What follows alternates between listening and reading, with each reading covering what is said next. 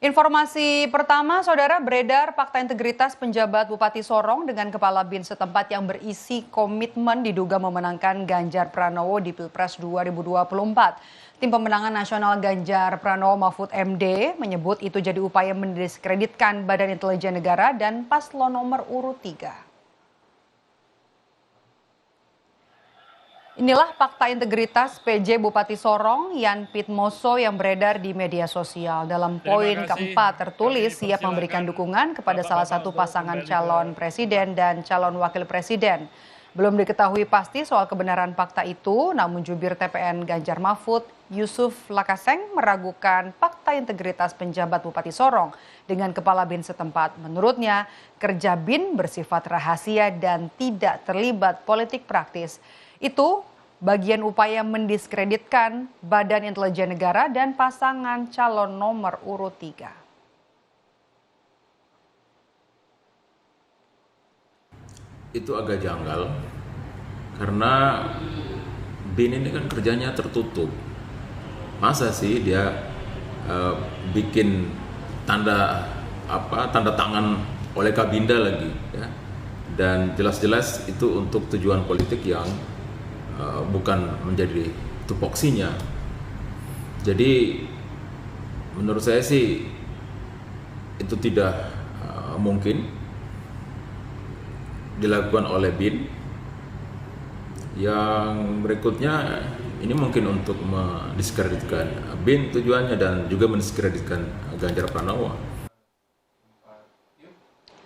Sementara Wakil Ketua Komandan Hukum TKN Prabowo Gibran Habibur Rahman mempertanyakan Bupati yang diminta memenangkan salah satu pasangan calon.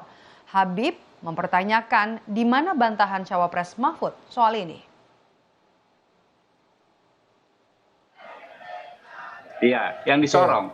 Ya, bagaimana mungkin seorang pejabat bupati ya diduga diminta memenangkan salah satu pasangan calon. Oke. Ya. Itu kan bukti yang sampai saat ini belum secara substantif dibantah bahkan oleh Pak Menko Polhukam yang notabene juga cawapresnya Pak Ganjar. Sementara calon presiden Koalisi Perubahan yakni Anies Baswedan juga turut mengeluarkan kritik keras ihwal beredarnya fakta integritas PJ Bupati Sorong. Anies menyebut agar pejabat negara yang terlibat segera mengundurkan diri dari jabatannya.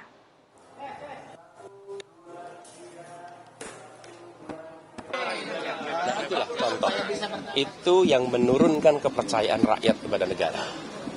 Ketika aparat negara tidak lagi bersikap netral, yang kemudian jadi korban adalah lembaga negara. Karena itu bagi pribadi-pribadi yang punya aspirasi pribadi, jangan gunakan negara. Bila Anda ingin memiliki aspirasi pribadi, keluar dari negara, mundur dari negara, laksanakan aspirasi pribadi Anda.